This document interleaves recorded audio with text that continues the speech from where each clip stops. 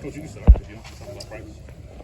Yeah, it was a good day back. It was good to get back on the grass. You had a couple days off, got the guys a little bit rested, and that was definitely a good thing to kind of regroup and really I talked to them about recommitting to the grind and recommitting to their position and doing the details. And so first day back, wasn't perfect, but did some good things. I think some guys just got to learn how to mentally be ready for every single day. That's a hard thing to do, but for the most part, they did some good things and had a couple more installation items.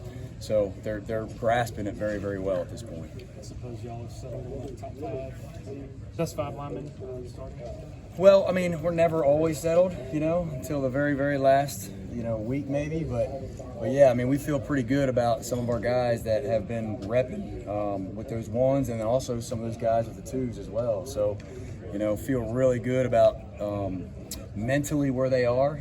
Like I told you guys before, it's so important to those offensive linemen know a couple positions. Like Walker Parks is going to know tackle and guard. He's got to know both sides.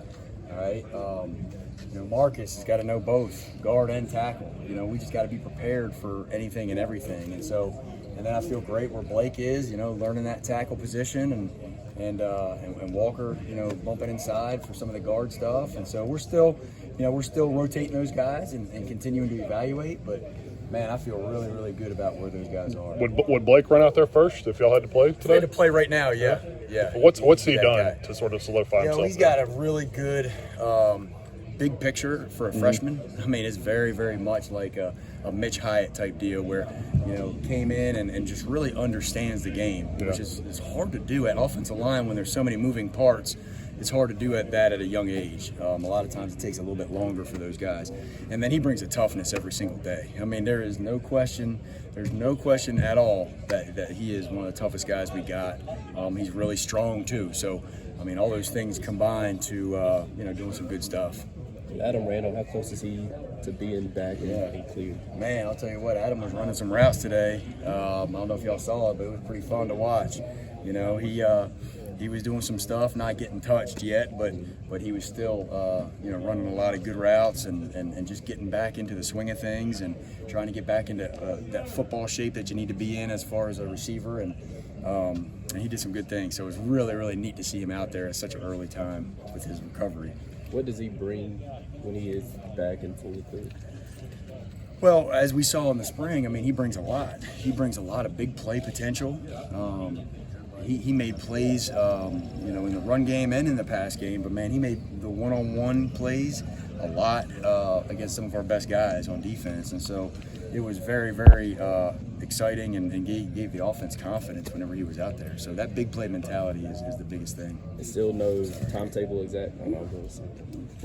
Still no timetable exactly for him yet? There isn't. It's not going to be. It's just kind of week by week, We'll get him sometime here soon, I think, and sometime here in the next, month or two for sure. It's not going to be like at the end of the season. So we're really excited about that. He's such a great kid. He just works his butt off.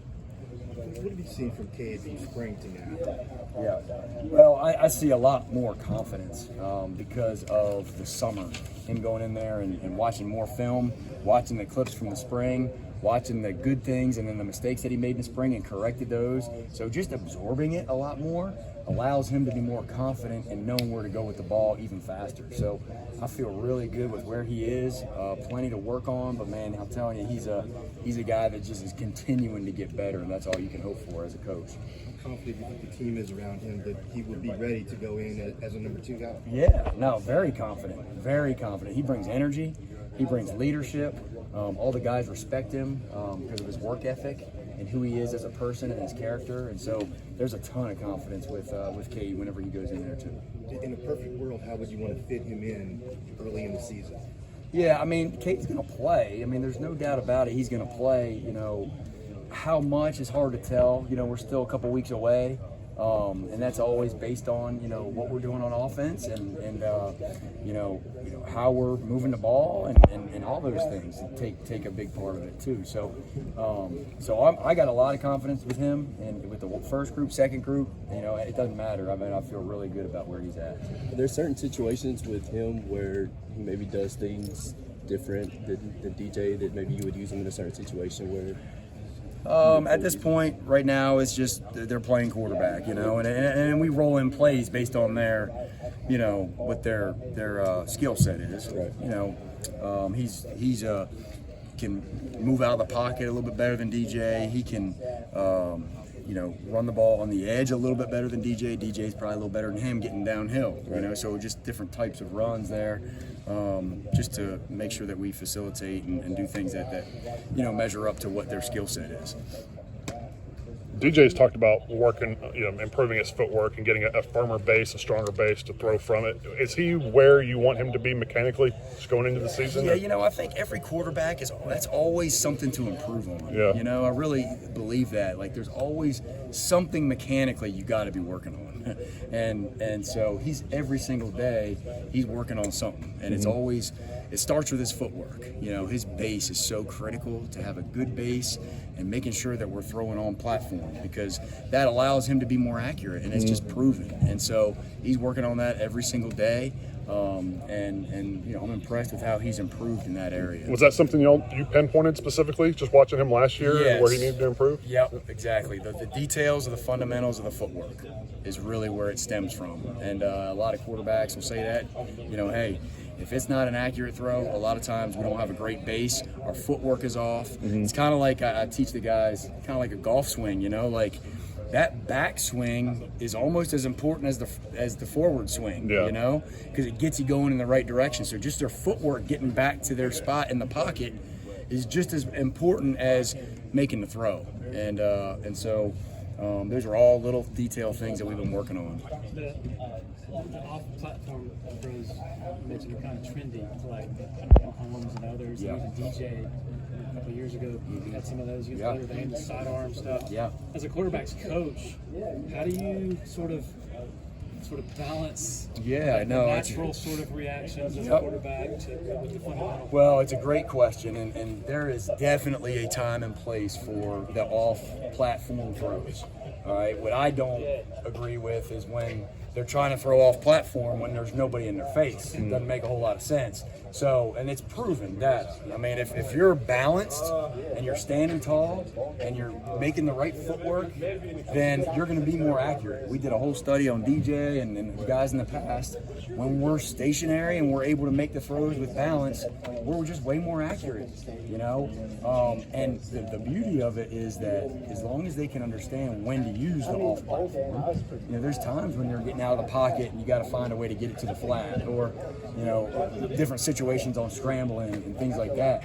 He can make all those throws as good or better than anybody that I've seen.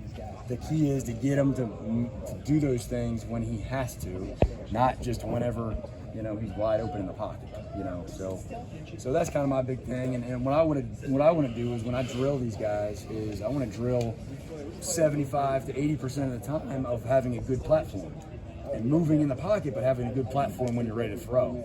All right, and then the smaller percentage of, okay, let's work on some off-platform things because it's going to happen in games. Is there a completion percentage or ballpark completion percentage that he's been at consistently throughout camp? Or You know, it's kind of been up and down a little bit, you know, just kind of based on what we're doing, what we're installing that day. You know, we always want to be above 60%. You know, that's just kind of an overall goal. But you know, some teams give us, you know, might have a higher percentage. You know, it just depends on what they're doing on defense, really. But yeah, we want to be above 60% for sure. With the top three backs, can you kind of break down what each of them does a little differently, and what each of them kind of brings differently? Yeah, Shipley. I mean, you start with Will, and he is just a tough, hard-nosed leader. You know, very physical. You know, just hard to tackle running back, and he can do it all. He's got great hands. He's got great protection responsibilities. Understands the big picture. All right, that's what's very impressive about a young guy. He's only been here for a year and a half, and he understands the big picture very, very well. So that is something that he does very, very well. Kobe's got some really good experience. He's awesome with his vision and making north-south cuts when he needs to, and not losing ground and not going east and west. And man, very dependable guy. Very, very well very, very good running back. And then you got Phil Maffa, obviously, who took all the reps in the spring, got so much better with understanding the big picture. But Phil, you know, heck, he's been anywhere from 220 to 230, and he can do it all. He really can. I trust him in every situation. So, you know, there's probably more similarities of the three than differences, but those would be some of the aspects that I would say of those three guys. Coach, when it gets this close to kickoff, like 2 weeks before the Atlanta game, what are you looking to see from your offense in this last couple preparations? Yeah, well, the details. So cleaning up the details. That's where you got to polish. So now we start, you know, getting closer and closer to, like you said, the first game, and we need to be able to polish and clean up the little details at every single position. You know, guys should be knowing where to go and making sure we're not making missed assignments, but then the details of the footwork, like I was just talking about with the quarterbacks, and knowing where to go with the ball, and just being crisper and crisper as we get closer and closer. Do you think Ngata is going to be able to give you guys the 9-man presence that y'all are, that has sort of defined that position over there? Absolutely. I've got a ton of confidence in Ngata. I mean, he's done a great job this camp. You know, he's works his tail off. He only knows one speed, and it's 100%. And that's what I love about the kid. And you know, he's overcome some stuff last year mentally with injuries and things like that, and he's in a great spot. But I feel really good about where he is. Saw Bo in street clothes still. Do you still expect him to be back at some point this week? Or? He'll be back soon, within the next week or so. Yeah, Okay.